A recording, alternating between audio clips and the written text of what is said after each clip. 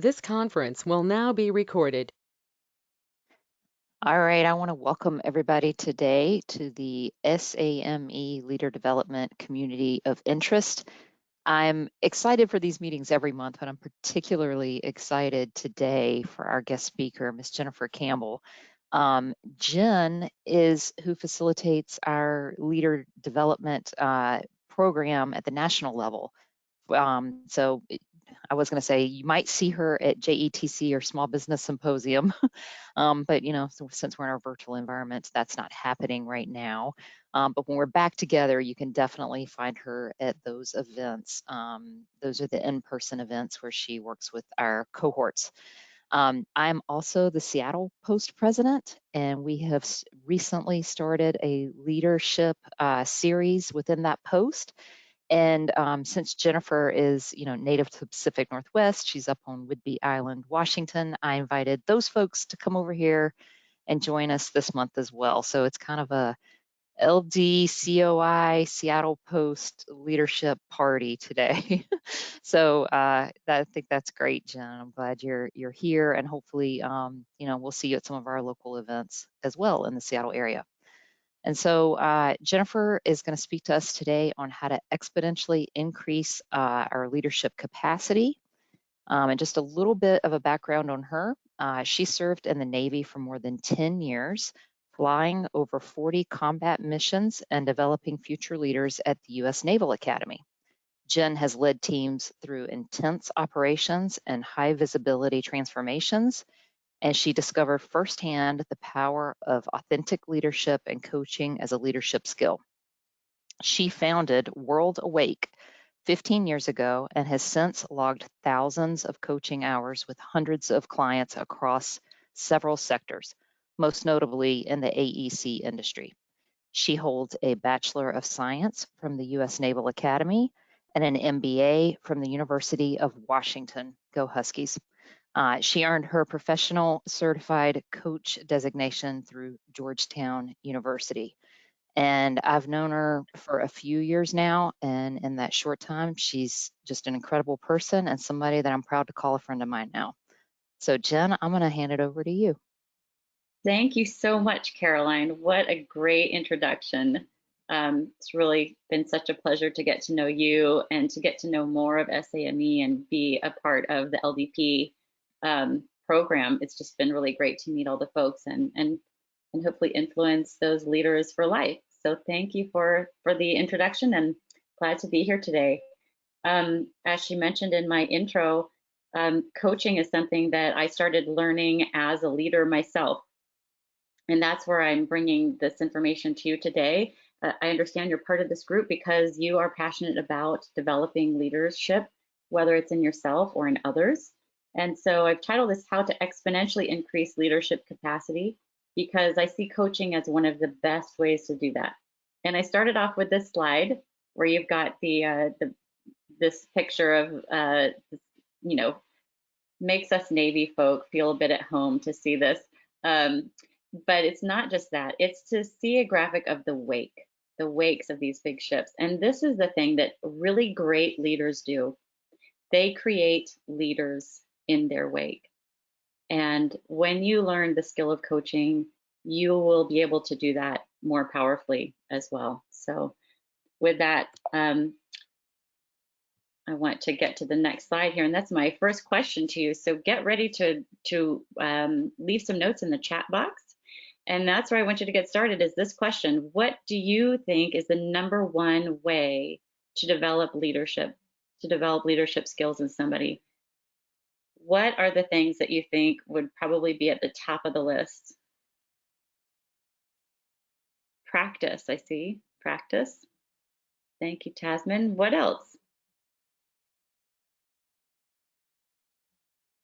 Okay, know your audience. Trust. These are good. What else? Demonstrate your values that are values worth following. Nice, thank you. Be authentic.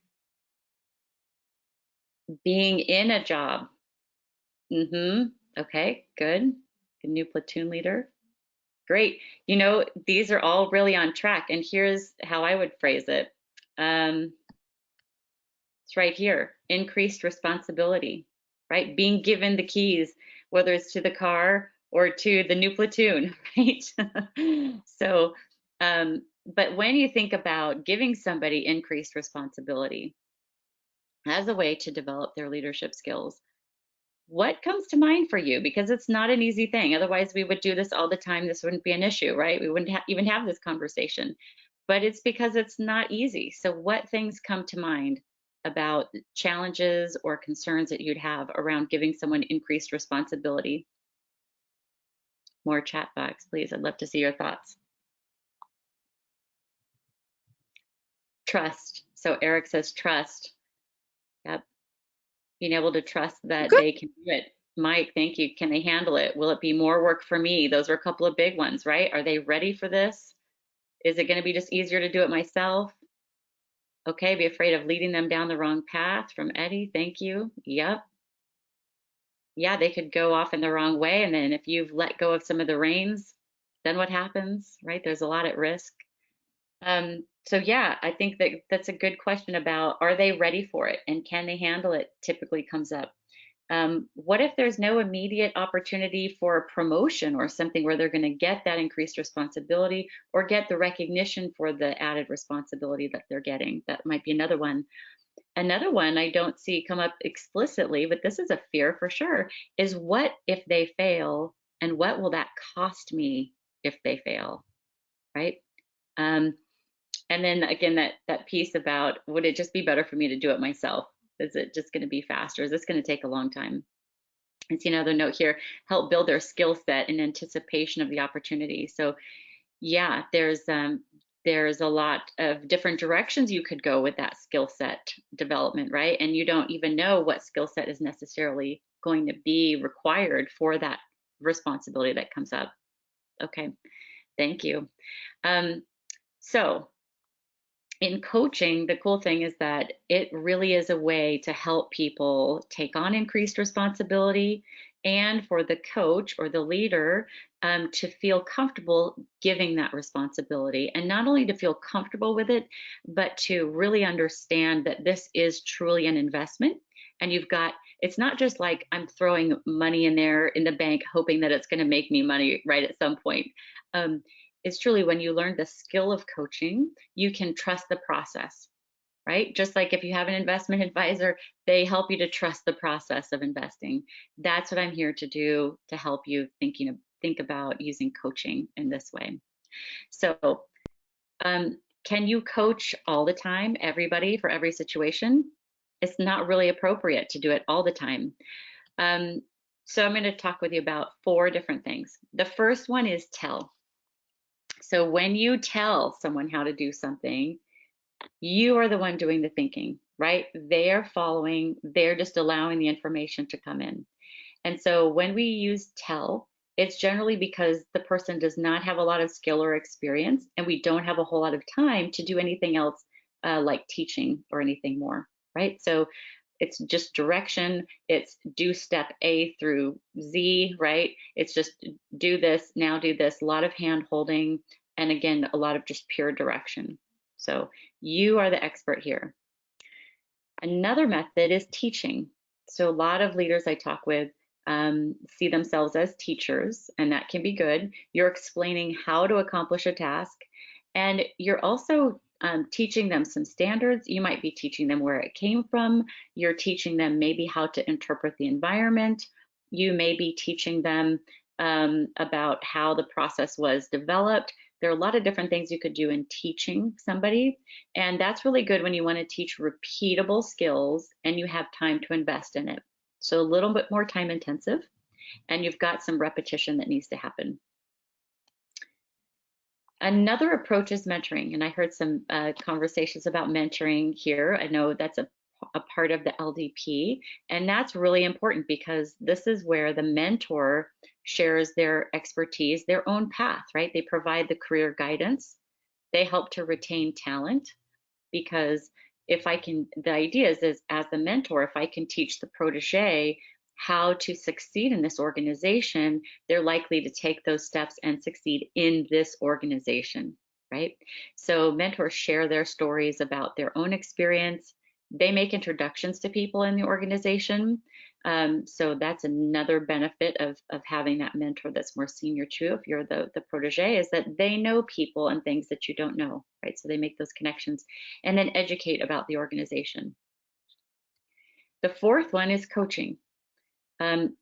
Coaching is quite a bit different from all three of these. Sometimes I hear people lump mentoring and coaching together. Those are definitely different. As you can see here, mentoring, the expertise lies still within the mentor. The mentor is helping to not just illuminate the path like the coach does, but to truly show them the way. Here's the path I went down. And then there's some advisory. Here's the path you might want to go down. As the coach, you are there to hold the lantern so that they can see, your coachee can see the landscape and they can choose. They've got the potential to create and own their solutions. As you can see, this isn't going to be for the newbie employee, the new person on your team, right? There's probably a lot of telling that happens at first, then you get into teaching, and then you might get into coaching. But the cool thing with coaching is that it really does have this unique ability to build truly confidence in the individual to solve their own problems in the future.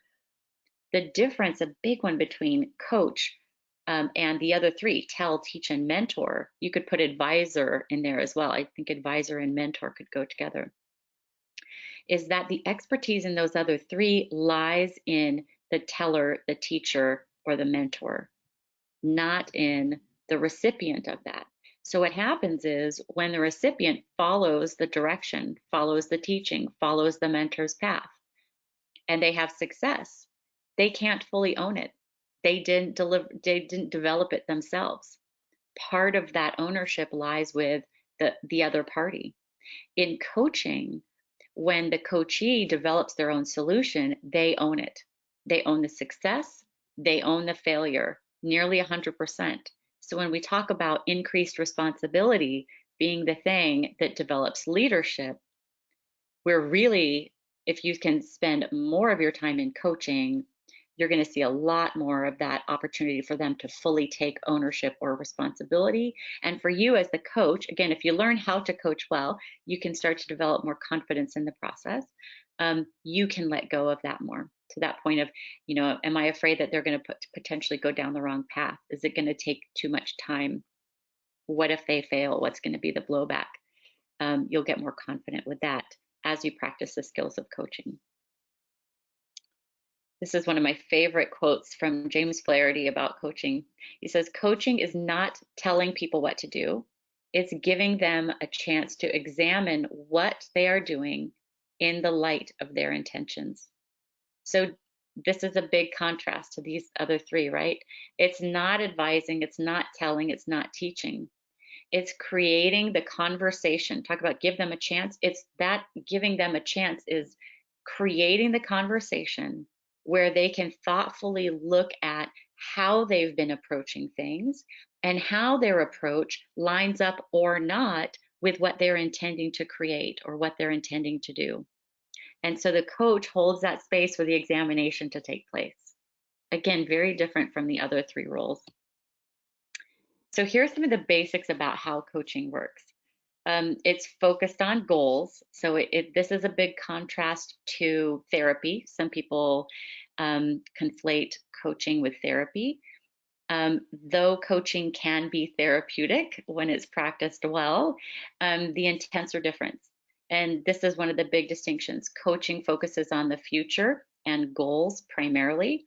Therapy tends to focus on healing and the past. So that's one big takeaway I want you to have from this. So we are focused on goals to change behaviors that change results, because after all, if we want to change results, the only thing we control that has any impact on results is the action we take. And repeated action shows up in habits and behaviors. So coaching, it says it's an interactive process. So there is the back and forth, right?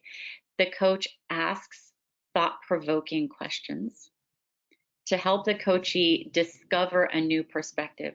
So there's a big distinction here too, because too often I've talked with leaders, what they talk about practicing coaching, and really what they're doing is they're asking questions, but they're asking leading questions. So this is where the coach thinks they know the right answer, and they're trying to get the other person to come up with this right answer. Sometimes I call this the rock game. It's like, I want a rock, and the person brings back a rock. No, not that rock, a different rock. I'll know it when I see it, right? And they just keep asking the same, I want a rock, bring me a rock. And we just kind of keep playing this game, and it's not actually building any actual muscle or potential or skills or perspective in the coachee other than frustration. So don't ask the leading questions. That's not what a coach does. Thought-provoking questions help the coachee see a different perspective, not your perspective, just a different perspective. This is that skill of holding the lantern for them. And in so doing, you're broadening their lens, that perspective, and expanding the possibilities from which they could choose actions that are going to have a different impact on the results they get. So that kind of back and forth dialogue leads the individuals to reflect and talk about what those options are. So again, imagine if you were literally holding a lantern on the path for somebody and you can't make any decisions. The other person has to decide. You'd say, okay, well, what are the pathways you see, right? And they'd say, well, I see this, I see one that goes to the left, this one to the right, this one's kind of down the middle. As the coach and the one holding the lantern, you might say, well, do you see how that one down there, it looks like it forks down there. Do you see the same thing? Right? Or is there one behind us or one that we're not seeing? So you can query that way. It's not trying to lead them that way, just helping them see the options in front of them. Again, you want them to create their own solution and their own commitment. So what that sounds like is they'll say, you might ask them, how are you seeing it now compared with how you were seeing it before? Okay, interesting. From that new perspective, what options do you see? And which ones make the most sense? And then what are you going to do with that? So from there, then they practice, they create the change, they execute the plan, or not. That's the other piece. They come back to coaching with you. Maybe they didn't, maybe they did. What did they learn from that? And the coach is always in that listening mode, and not just, I know probably most of the people here have taken a course or had some conversation about active listening. The coaching version of that is different. You are listening for specific things, not in a leading sense, but truly in a sense of trying to understand how that person sees the landscape. You really want to see through their eyes, and then be able to challenge them on some of that. I've had people, whether it's in a team setting or individual setting, throw out a word, even a simple word like effective. And I'll say, interesting, you use the word effective. What does that mean? Not the dictionary definition. What's your definition? What are you referring to, right? So you start to challenge their definitions, challenge their vocabulary, challenge. So you see it that way. Have you always seen it that way? Is that the only way it could be seen? Right? So you need the challenge piece. You also need the support piece. And the support piece sometimes it does sound like a cheerleader, not a fake one that's grounded in reality, grounded in what you're seeing, but still supportive nonetheless. And it's all about helping them to reach their full potential. I'll share with you one of my favorite words. It is arete, A-R-E-T-E. It's the Greek virtue associated with the realization of one's full potential. If you look it up, you might see the pursuit of excellence. That's kind of the most general definition of it. But deeper than that, it is a virtue of making the most of your human faculties. And when you coach someone, that's exactly what you're doing. You're helping them to see and realize their full potential, not your potential, not their potential as you would dictate it, truly tapping in to their own innate skills and ability to grow and learn. So now that you've heard me talking at you for a little while, I would love to hear from you. As you hear me describe all this, what do you think would be some of the benefits of coaching? I've got a list I'll share with you, but I really want to hear from you because you might be adding to my list today. So go ahead and type some in the chat box. I'd love to see it. And if I've got a question about it, I might ask you to fill me in a little bit more. But what do you suppose would be the benefits of coaching as a leader and awakening? Okay. Ree, can you tell me a little bit more about that? Thank you. Hi. You know, having gone through a coaching session recently, that was my experience. Okay. What you discussed about asking questions and being the lantern, and there's different roads in the path or different avenues. Just illuminating the path, and that for me it was just seeing things a little bit differently, and so just the word awakening is what came to me. Yeah. So in that description, Rhea, I hear kind of, it's almost an eye-opening, right? You're seeing things you hadn't seen before. There's also a lightening aspect of it. Yeah, kind of like you feel a little bit lighter. Things aren't quite so heavy. Things are possible. Thank you. Okay, so Eddie said it helps us look back to the type of wake we are leaving behind. Nice. So, yep, there's more of an awareness. And Eddie, are you thinking about that from the coach perspective or the coachee? Or yes? From the coach's perspective. Okay. Okay. So the coach can look back and see the wake. Yeah. Nice.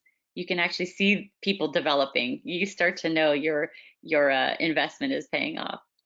Eric says expanding perspectives. Okay, so seeing things that they couldn't see before. Deirdre says it helps the coachee get past blind spots. Nice. Okay, so yeah, seeing things in ways they hadn't seen them before, being open to changing that. From Caroline, I see empowerment and accountability.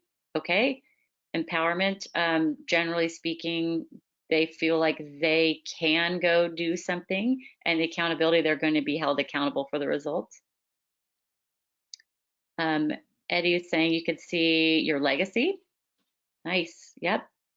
And Victoria is saying coaching is more collaborative when compared to traditional mentorship. Thank you, Victoria. So share with me a little bit more about what have you seen with that, Victoria, if you don't mind.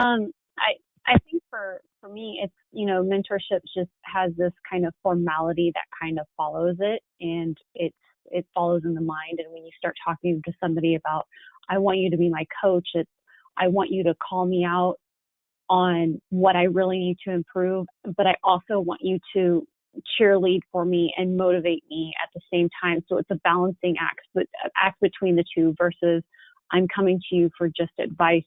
It's a lot more collaborative, I'd have to say, in my experience, because I have coaches and I have mentors, and I have cheerleaders. I have people that I can do no wrong in their eyes, and I'm like, I can't come to you for constructive feedback. I need somebody that can give me the hard line, but also cheer me on at the same time, that may have a little bit more of a collaborative involvement in my development. Nice.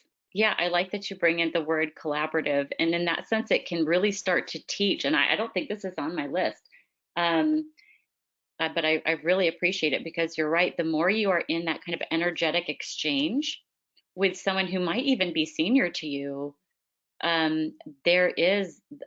you're starting to learn how to collaborate with somebody, for sure. If you haven't already learned that or feel grounded in that skill, it's not a top down. It's not a transmit and receive.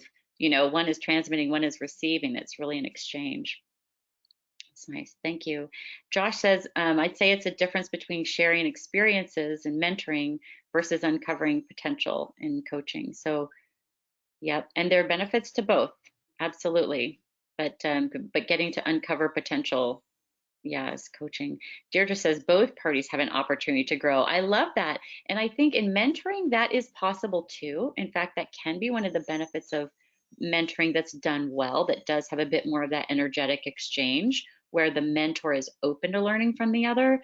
But in coaching, because a coach does not, this is so important to hear, does not see themselves as the expert in the situation. The coach can be the expert coach. And in fact, that is a role I have to wear, right? I am a professional coach. This is primarily what I do for my work. I am an expert coach. I am not an expert in what my clients are going through. And when I've got clients who are in, like Caroline said, it's a variety of sectors and industries that I work in. And people say, well, don't you have to know something about it? Like, no, sometimes it's actually better that I don't know that much about it. I learn rapidly, but it's almost better that I don't completely speak the language, because if I did, I might start to see myself as more of an expert than I should in order to be a powerful coach. So yeah, as a coach, you're always growing. Good, we got a lot of agreement here. Okay, so let's see, there's my cursor. Okay, good. So these are the ones that I've come up with here. Oh, let's go back. There we go. So yeah, developing employee potential, we've had that come out. Motivate and inspire didn't really come out in the comments. This is a big one, because when people, think about the last time somebody trusted you with something you didn't think you'd maybe were even ready to be trusted for, or that you hadn't been trusted in before. It can be really motivating and inspiring to do that. Also, to Ree's point, kind of that inspiration piece, the awakening happens here. You build organizational capability. I mean, again, that's the topic of this presentation, right? Is we're building that capacity, because when you start, you're not really transferring skill, you are truly evoking the skill and the potential that's already there and giving it a place. It's like fertilizer, allowing it to bloom. It increases openness to and interest in innovation. Again, the cool thing with coaching is you've got to be a little bit open to failure. Innovation is all about being open to fail, right? You've got to be able to see this potential future that has never been created before. Is risk and failure inherent in it? Yes. So, but creating the kind of a container where that can thrive and ultimately lead to really positive outcomes, that's an important piece of coaching. Improving results. Absolutely a key benefit here, because again, they become repeatable. And what you're doing as the coach is you're developing people who are self-generative, meaning they can come up with their own ideas. They can start actually doing the kind of evaluation they do with you in a coaching conversation, they can start to do on their own. And then they're self-correcting or self-navigating. So they, over time, again, start to hone their own awareness and ability to make better choices, to debrief themselves, expand the perspective, make a different choice. And all of this leads to improved results, both because the coachee is doing more and better work at their level. It also allows you as the leader to step up and play at a higher level yourself. Second to last year, increased employee engagement. You'll actually see that on the next slide. It's pretty impressive, the results of a study that was done about that. But absolutely, employees will be so much more engaged because they're being trusted with more responsibility. They're having conversations. It's not just about the old way we always did things, right? Or again, when they're started to be seen as the expert, as the person who does or could have the answers, people get more engaged. And then the last one about retaining top talent. Absolutely. People want to know they have a way to grow. And if you don't have a place for people to get promoted into, you're more likely to lose that talent. But you might be able to hold people on if they at least feel like they are developing, because that's kind of what the next role is about. The next role is about a title. It is often about a higher paycheck. But ultimately, it's about bigger scope and bigger responsibility. And if you can coach them well, you may be able to mitigate those aspects of it that would be missing with a promotion, and providing those opportunities just by coaching them.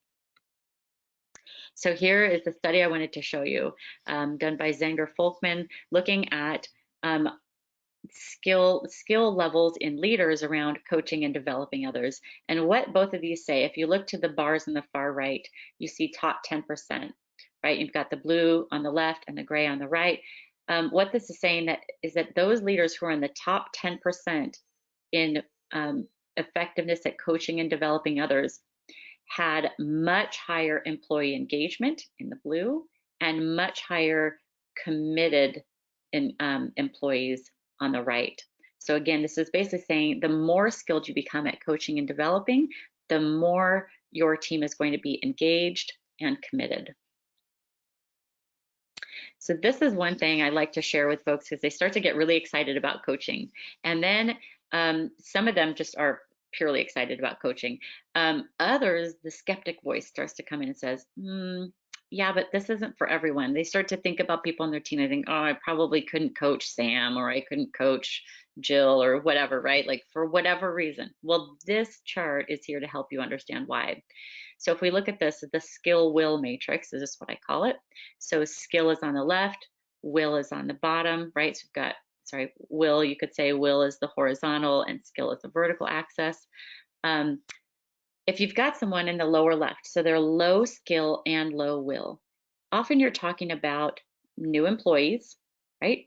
They don't know their job and maybe they're not terribly motivated. They haven't kind of been seen, they haven't been bought into the organization yet. This is why you do really want to have a solid onboarding program so that you get folks out of this quadrant pretty quickly, get them excited about where they are, excited about improving and succeeding. But if folks find themselves down here for whatever reason, you're not going to be coaching in this zone, absolutely. Now let's contrast that with the upper right. Upper right, we've got high skill and high will. So can you coach? Absolutely. In fact, you're going to be coaching these folks to develop them, not just to trust them with new things, which is certainly a piece of it, but actually use coaching as a developmental process for them. You can trust them, right? They've got that high motivation already. They've got a high level of skill. Coaching helps them take it to the next level. If you're looking at folks in the lower right, so they've got high will, they're excited about it, but low skill, you can still coach, but that's going to be part of it. So you're going to have tell, teach, and coach. You're going to need to, because they have low skill, tell them certain things and teach them. Mentoring may or may not play a role at this point. You might have shadowing at this point. That might be something for newer folks or folks with less skill. But you can coach them when they have developed enough skill that they have the potential to solve problems on their own. Again, if you coach this group too early, you risk asking leading questions, again, where you know the answer and you're just trying to get them there. Don't want to do that. That's not coaching. Okay, don't confuse them or yourself.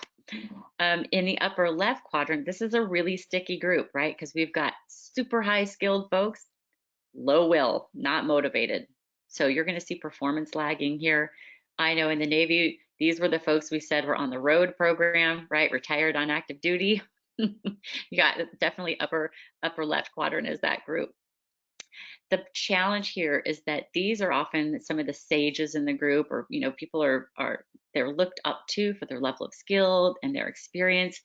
And so when others see them not performing well and not being motivated, it definitely impacts others. So you do want to monitor this group. You're not necessarily going to coach them for development purposes, although letting them know that that's part of this process might help. That might help instill some more motivation for them. But definitely you can coach for performance here. And so these are a few different ways that you can use coaching. You can coach in the moment, you can coach for performance, and you can coach for development. They're all the same basic skill, but appreciating the context and how the questions might change over time can help. So you definitely can coach them. In fact, if you try to just tell and teach this group, which unfortunately is often what we resort to, right? Because we don't know what to do with these people who they just trouble us. They're so skillful and they are not at all interested, it seems, in doing really well. As much as you can, getting into the coaching mode and being very explicit with them that is what you're doing and even why you're doing it. So having a fierce conversation with them about it can help. Okay, so before we move on, I want to just ask you, like, what is the biggest challenge that you're dealing with in leadership? And it would be good, I think, just to look, whether it's looking at this slide or this one, just to start fielding some questions around, is this um, a skill set that would help me with this particular issue I'm facing? So please go ahead and ask questions. You can unmute yourself if you'd like to do that. Put it in the chat box. I see Caroline, thank you for putting in that stuff about the virtual JETSI session I'm doing on partnering. Thanks.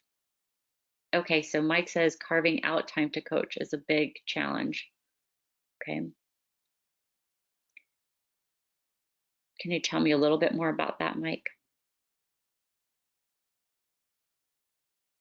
Yeah, well, and we all have great intentions. Most folks that I would like to spend more time with as a supervisor, leader, but depending on which position you're at, I mean, you don't have the time. I mean, so you got to carve out time to do it and be disciplined. And, that's another skill for a leader to be able to do that, but just hard. I mean, we're all busy, so trying to find the right time.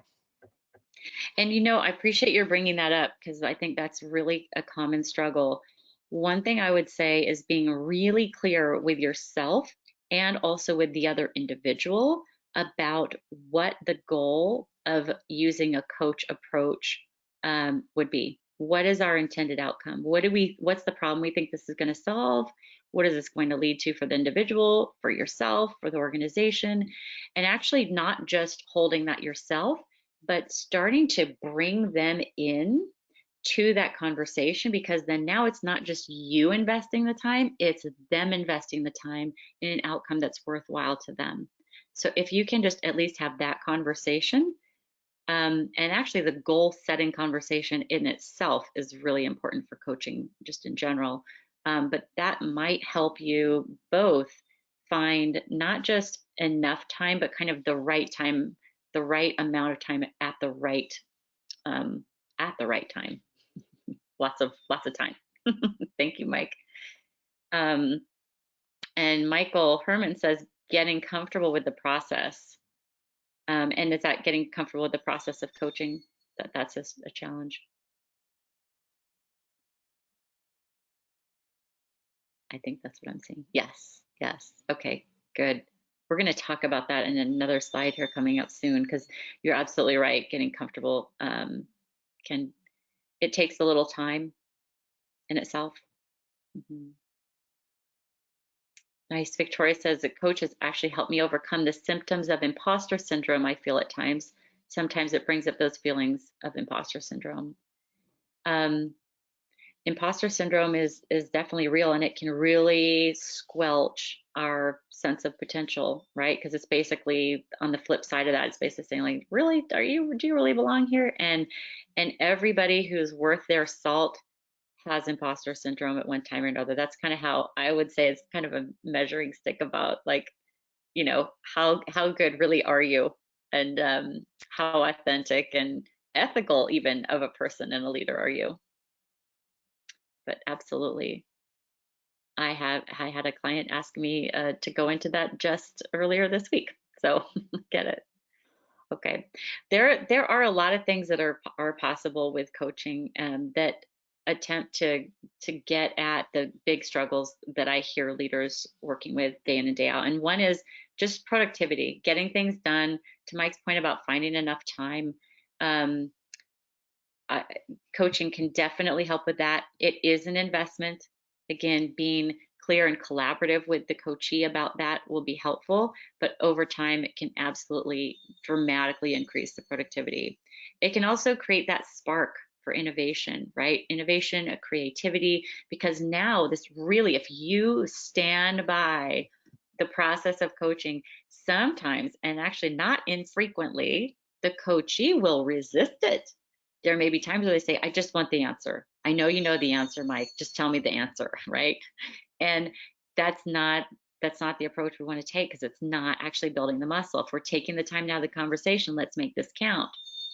So you've got to kind of stand by your role as a coach to ensure that that skill starts to develop, so that creativity can truly take spark and they're not relying on you. But it's definitely possible. The other piece here, the keys are a symbol of ownership. right? Whether I'm working with a team or I'm working with a single leader or a combined team, a conversation that always comes up is ownership. I want my people to own it. I want them to take responsibility. I want to stop the blaming. I want them to just accept this is the job that I've taken and go run with it. And coaching is definitely a pathway to that. Again, culturally, people are getting used to, if coaching is part of the culture, they're getting used to seeing the answers within themselves instead of within somebody else. And that's seeing the answers to solve problems. It's seeing the answers to diagnose, the path, like how did we get here? And also it starts to build an openness and vulnerability that's really important for leaders. I'd say leaders need to learn how to wield power, as well as they need to learn how to wield vulnerability. They need to be comfortable in both. Both are ultimately impactful. So anyway, coaching can help with that. I see from Michael, it says, along with time, the additional challenge of doing it virtually. So I'm glad that you mentioned that, Michael, because I have been coaching almost exclusively virtually for 15 years. And so I just say that because I know a lot of leaders, we're very accustomed to having the face-to-face interaction and relying on that. And for sure, I would say not having that face-to-face in person is going to impact coaching in the moment. We just don't have as many of those opportunities to catch someone like right after a presentation or right after a one-on-one or whatever, right? The in the moment stuff is going to lack. But coaching for performance and coaching for development, I would say those are definitely things that can be done virtually once you have established a rapport. Now, again, I've worked with clients that I have never met face to face. So that's some skill building there for sure. It's a challenge, but I'll just say you can do it. If I can do it, you can do it. Thank you. Any other things? Any other questions or things you think are possible? Things you'd like to see possible? Challenges to overcome?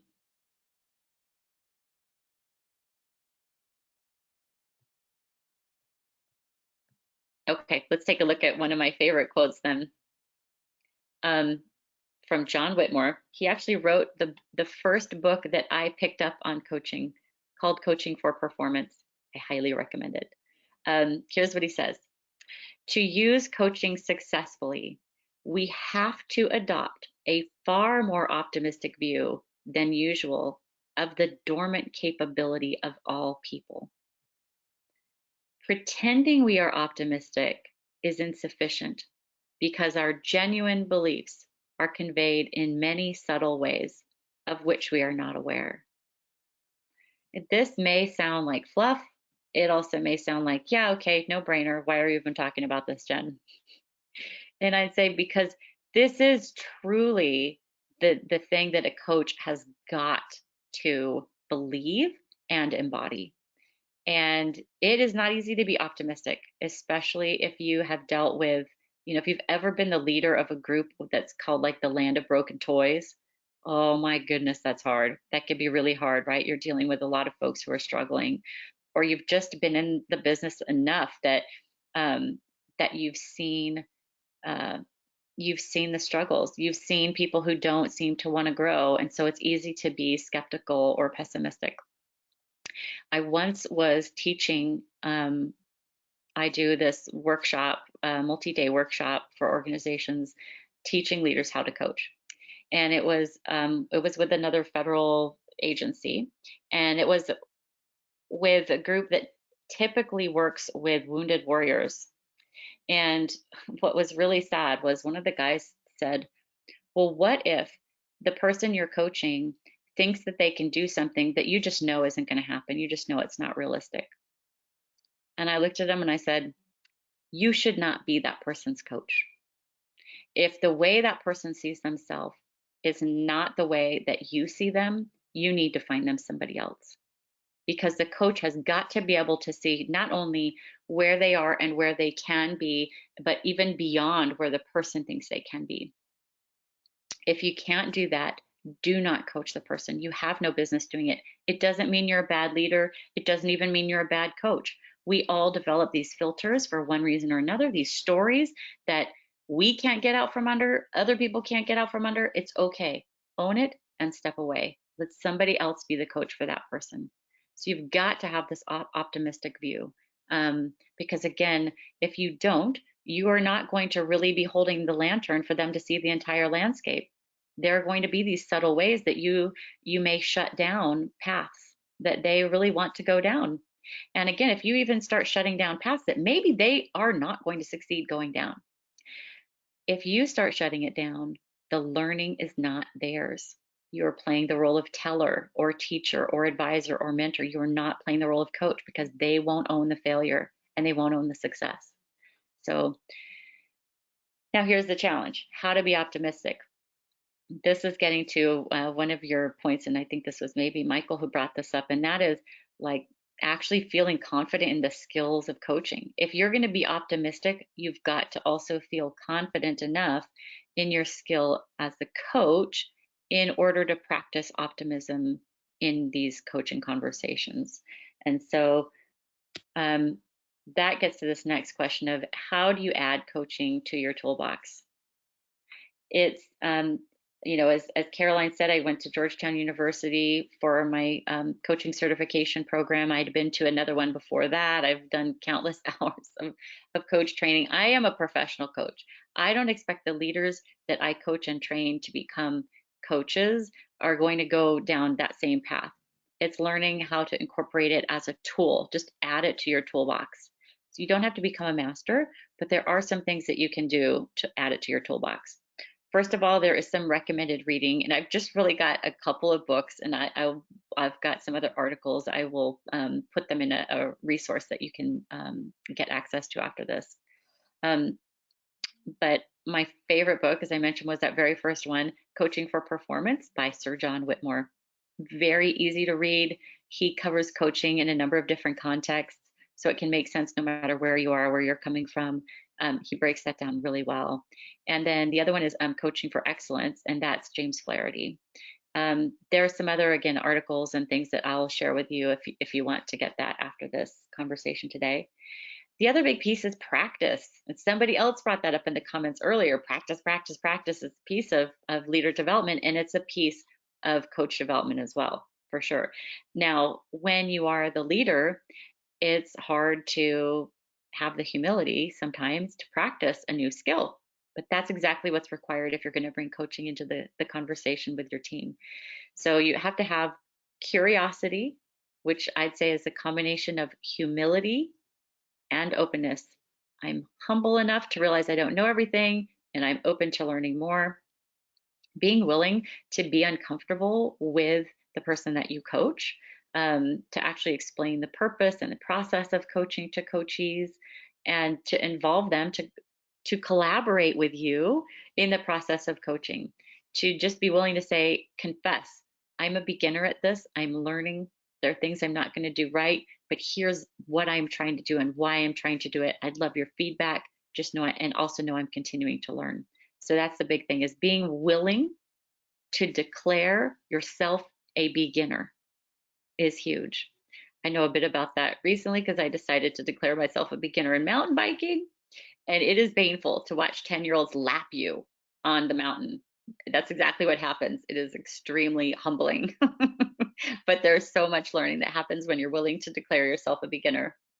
Another thing is attending training programs. And so there are so many out there, a variety of different flavors. I'm happy to answer questions about those. Those come from everything like assessment companies like Gallup to universities. Like I went to Georgetown, there's several other universities that offer training programs on it. And then again, like I've mentioned, I've been hired by companies and agencies to deliver multi-day trainings on teaching leaders how to coach. And in fact, one of the things I wanted to share with you guys is that one of my plans for 2021 was to take this work I've been doing on a contracted basis for companies and agencies where they say, hey, Jen, will you come in for a few days and teach our leaders a coach? And I wanted to do it open enrollment. So anybody can come in. I'm going to host it. One person, 5 people, 10 people from an organization, whatever. And so because I'm here on this call with you today, actually the last 2 weeks I've been getting all my ducks in a row to be able to launch that. So that's kind of my excitement is around taking all the best practices from the things I've attended and witnessed and been a part of and get to put it into my own program for others. But there are a lot of different training programs that that you can do to build the skills too. Also having some community around it. So whether it's folks from this community of interest, maybe a group of you decide you want to start building your coaching skills, having community to get feedback from, just to share in the challenges. What are you learning? What resources are you gathering? That can also be really powerful. Okay, and so we're at the end. I'd love to take your questions for a few minutes before we wrap up, but if you'd like to download slide content, this is the website that you're going to go to. And it's actually, I think I need to put dashes in here, awakenedleader.com /project-arate-leadership is the page you'll go to. That is the page where I've got the stuff about the workshop, the leadership workshop. What you'll do is scroll all the way down to the bottom, and there is a button at the bottom that you'll click on. I can't remember the words I used. I think it was like SAME, LDP, COI, download content or something like that.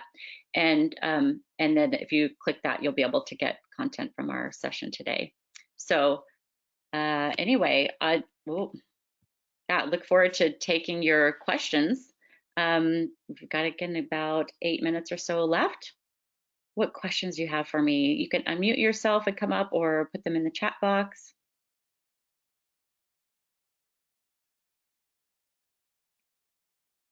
I see from Josh, you say, yeah, but 10-year-olds on a mountain bike are fearless, and I'm still doing it. Yes, I'm glad to know you love mountain biking. That's great. Me too.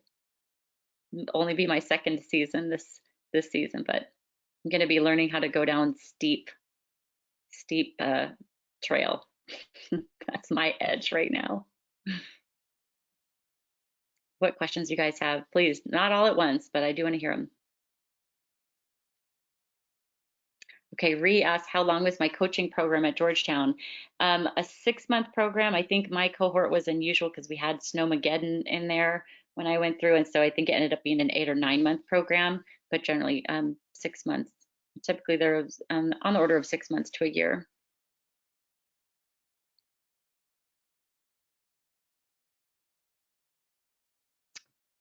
Do I have a coach for mountain biking? I do, Sam. Thanks for asking. Actually, my boyfriend is a mountain biking coach.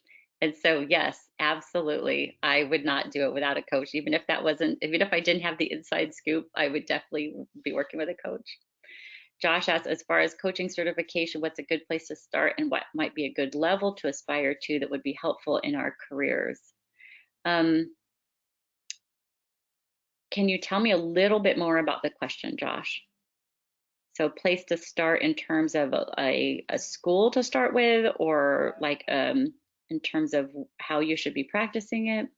Yeah, great clarification. So my first introduction to coaching as part of a leadership repertoire was actually with the Air Force, and it was a small, like 4-hour introductory session as a part of another 2-week course, and it opened my eyes to a whole new way of mentoring, and well, they're different. We already talked about that, but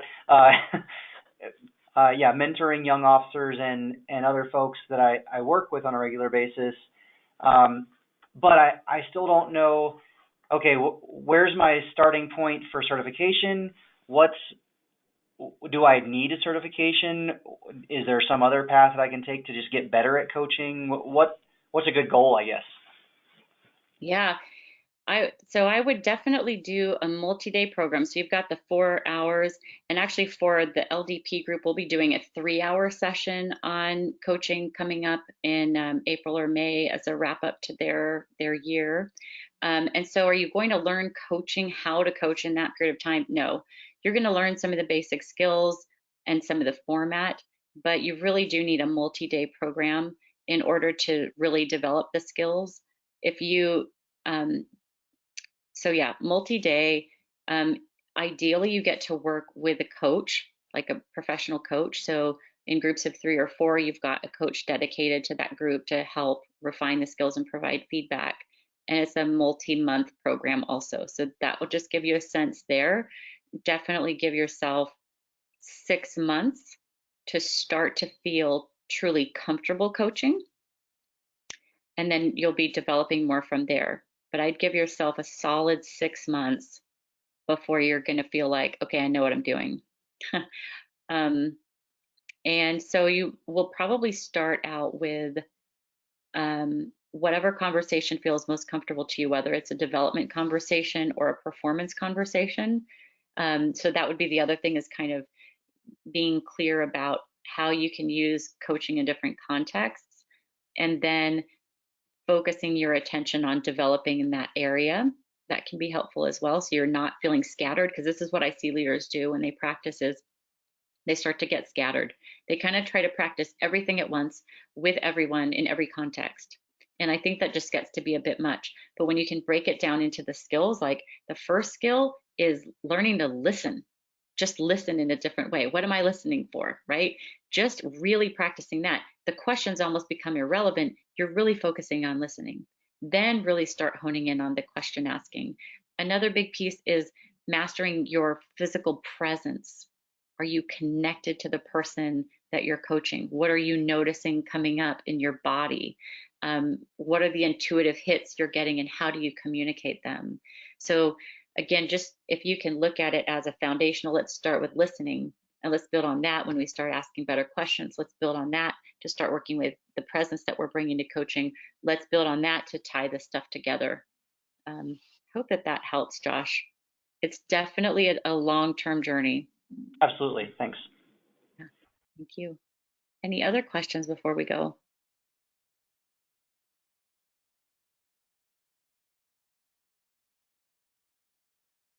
Anybody else?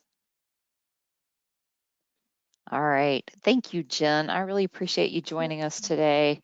I do want to remind everybody that, if you want to get in touch with Jen, I think her email was on this previously, or on the flyer that you got with the invite. You can reach out to her. You can find her on LinkedIn. And if you can't find her email and you still want to get in touch with her, email me, email Mike, email Eddie. We can get you in touch with her. I also want to remind everybody about next month's program, which is something that you guys have been asking for, and I'm jazzed about as well. It's an SAME 101. So that one is on April 15th. We're looking at, if you've ever wondered how you can get engaged, what can you do? You have questions about the strategic plan, how we're organized and governed, and all those things, communities of interest, the fellows, what is that? How do I become one? The post, the foundation, what do they do? Come join us next month. We'll answer all of those questions and hopefully provide you a much broader overview of the organization and different ways you can get involved. And then the following month in May, that is JETC. So the community of interest decided to not hold a formal community of interest meeting. However, we have a whole track at JETC. So you can find us all over there. There's multiple talks.